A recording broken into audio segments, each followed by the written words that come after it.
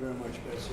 I just want to say before we really begin, because I want to hear you, but we're going to be very strong on background checks. We'll be doing very strong background checks, very strong emphasis on the mental health of somebody, and we are going to do plenty of other things. Again, next week the governors are coming in from most of the states, and we're going to have a very serious talk about what's going on with school safety. Very important. We're going to get it done. So, 17 lives were gone. I was lucky enough to get my son home, but 17 families. It's not left and right. It's not political. It's a human issue. People are dying, and we have to stop this. We have to stop. If he's not old enough to buy a drink, to go and buy a beer, he should not be able to buy a gun at 18 years old. I mean, that's just common sense. We have to do common sense. Please, Mr. Trump, these are things we have to do. In Israel, you have to be 27 years old to have a gun. You're only allowed one. They tax the guns. You have to go through significant training. We got to do something about this. We cannot have our children die. This is just heartbreaking. Please. We're here because my daughter has no voice. She was murdered last week, and she was taken from us. Shot 9 times on the 3rd floor. We, as a country, failed our children. This shouldn't happen. We go to the airport. I can't get on a plane with a bottled water, but we leave it. Some animal could walk into a school and shoot our children. It's just not right, and we need to come together as a country and work on what's important, and that's protecting our children in the schools. That's the only thing that matters right now. Everyone has to come together and not think about different laws. We need to come together as a country, not different parties, and figure out how we protect the schools. It's simple.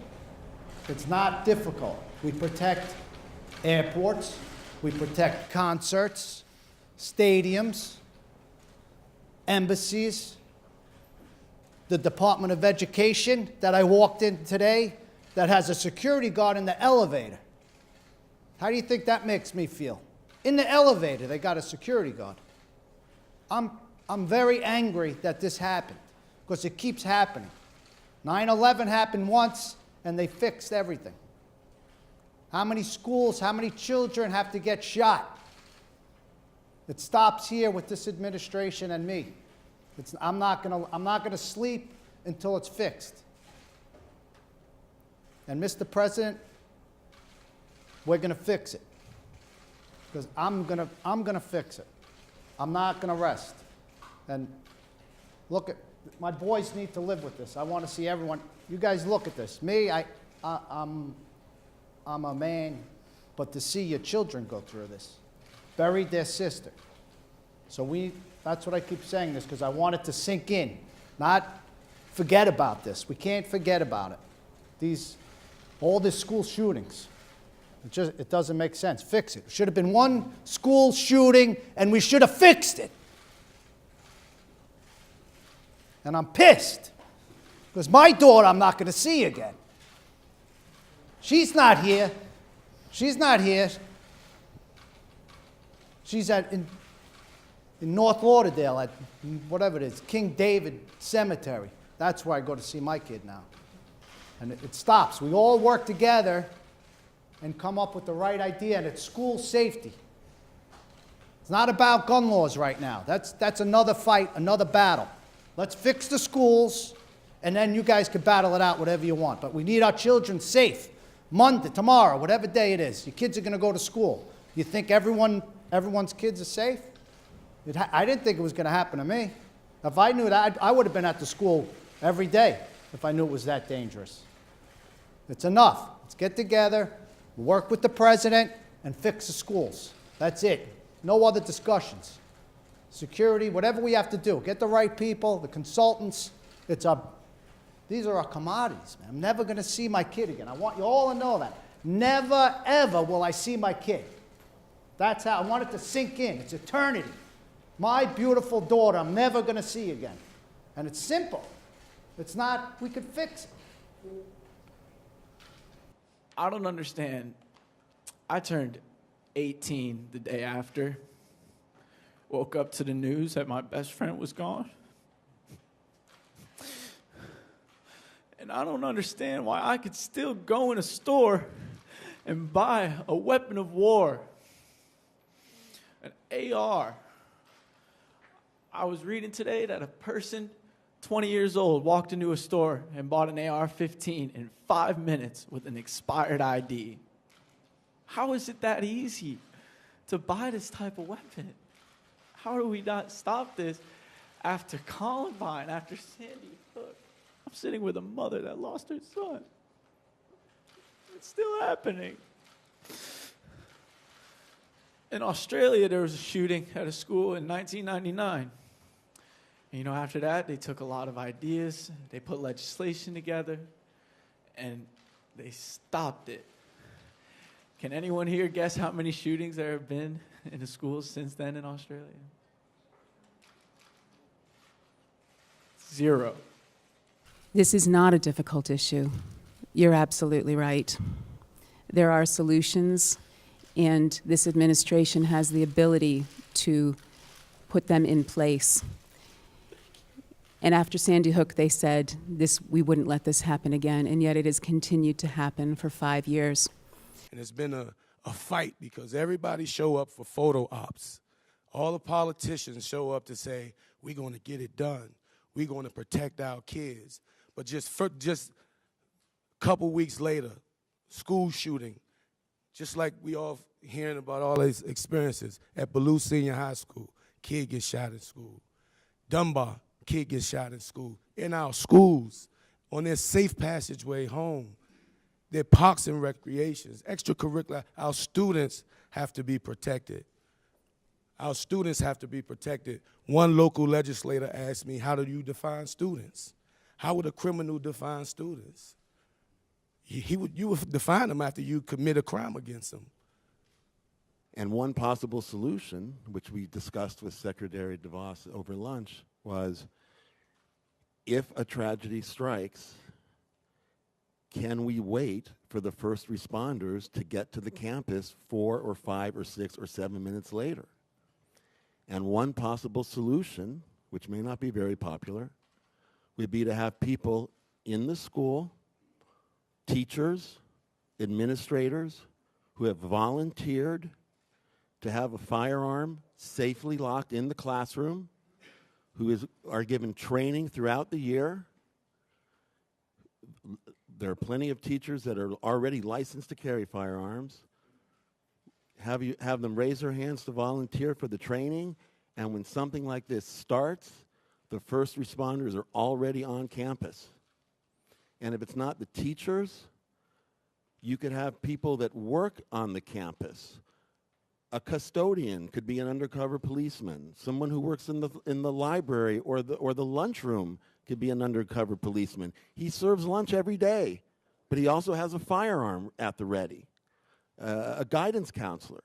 If you can't stop it from happening, and with hundreds of millions of guns out there, I don't know if it'll ever be fully stopped, but the challenge becomes, once it starts, to end it as quickly as possible. And just, unfortunately, you can't wait 5 or 6 or 7 minutes.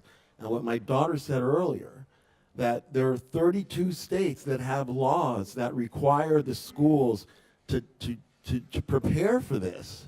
And yet more than half the county, and Broward County is one of them, and our school was prepared.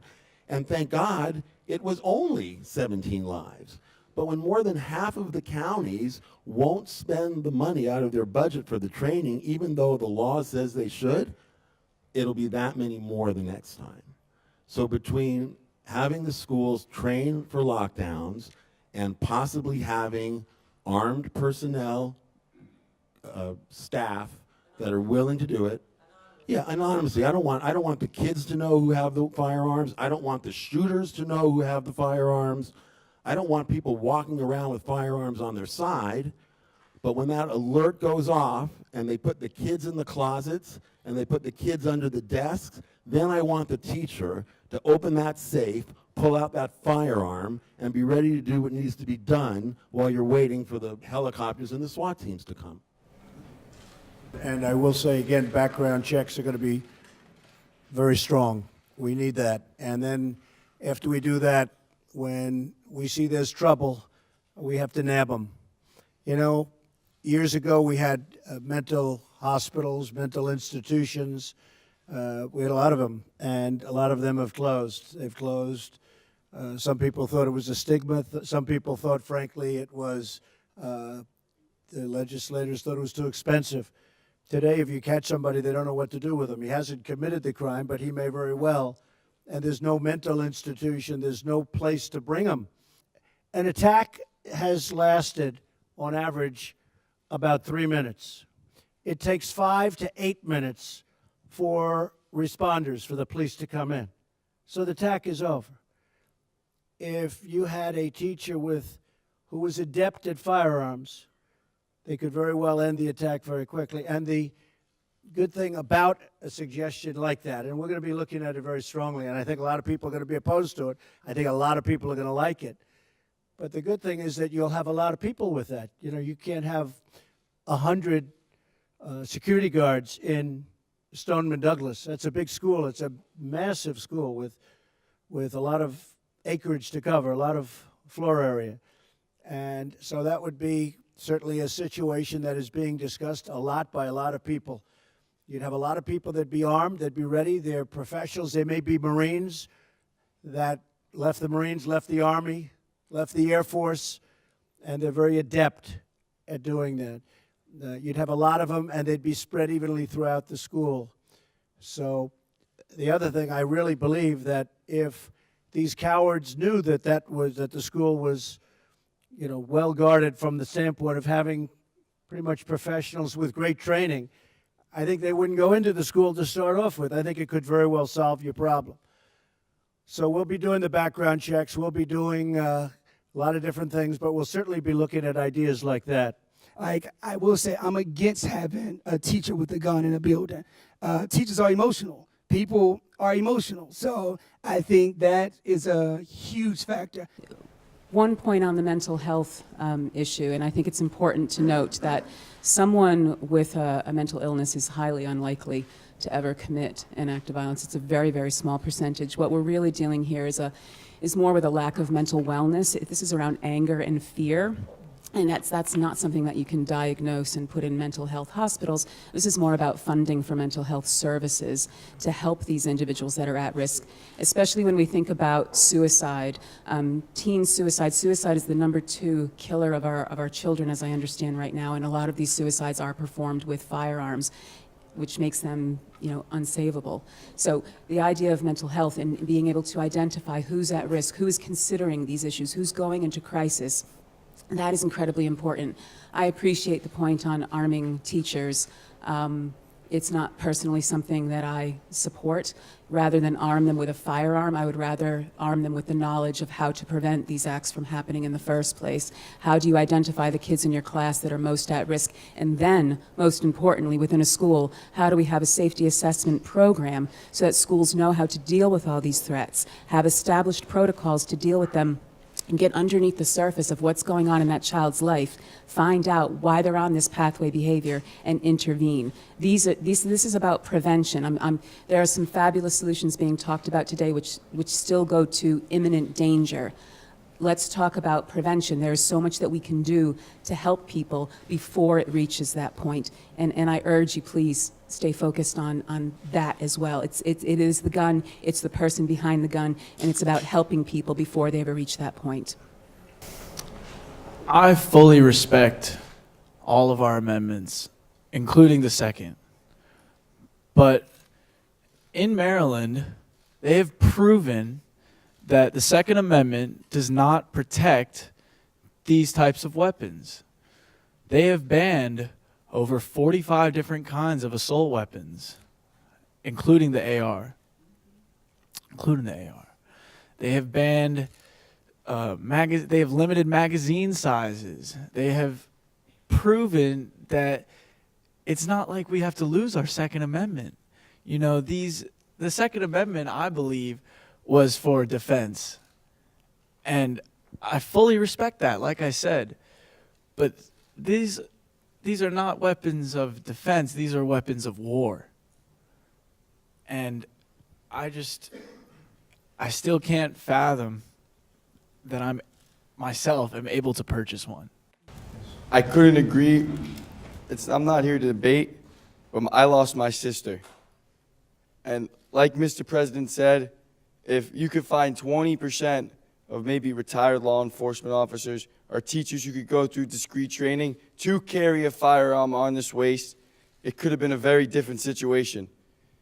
Like he said, law enforcement takes them 7 minutes, 8 minutes to get there. If a teacher or a security guard has a concealed license and a firearm on their waist, they're able to easily stop the situation. Or the